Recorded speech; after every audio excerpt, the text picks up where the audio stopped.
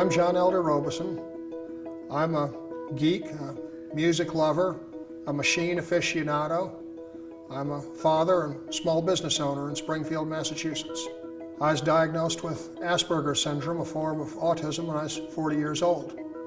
A person with Asperger's, this difference in your brain that makes me a little different from the rest of society.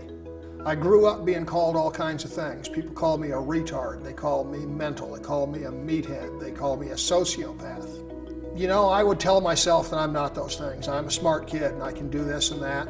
I dropped out of school and I made my way, and I did indeed become more successful than most of the people who called me names as a child. When I became a teenager, I became interested in machinery, in cars and tractors and stuff. I became interested in electronics.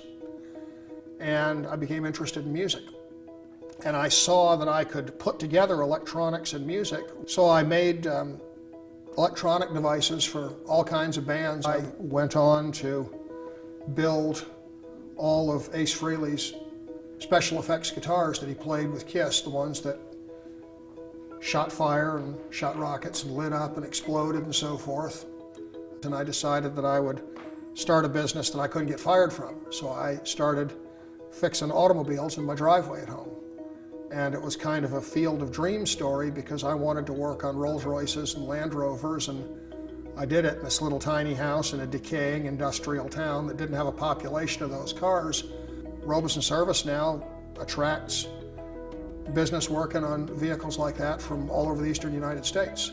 When I met Dr. Pascual Leone and the team at the TMS lab at Beth Israel Medical Center, that has just made some amazing changes for me.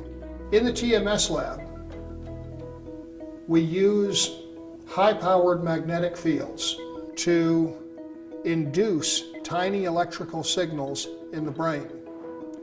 And by doing that, the scientists are able to charge or discharge, if you will, small areas of the mind, and that can change the way we think. In April of 2008, we did a TMS stimulation on me that somehow the next morning switched on the ability to see into other people. And it was like a window into the souls of the people around me. It was probably one of the most powerful emotional experiences I've ever had. I think that not only is the Beth Israel Deaconess TMS lab kind of unique in the United States, I think the scientists are unique in the world. Dr. Pascual Leone is certainly one of the premier neuroscientists working in TMS worldwide. And his reputation has brought brilliant young doctors and scientists to work with him. It is just remarkable, the caliber of people to be found in the lab. I'm grateful that Alvaro and Lindsay and Shirley and all the other TMS doctors and scientists appeared in my life and invited me to join them. I certainly will be forever grateful for the transformation in my own abilities to see and engage other people as a result of TMS.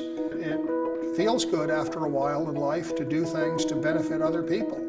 And I decided some years ago that I wanted to do work that would really benefit society.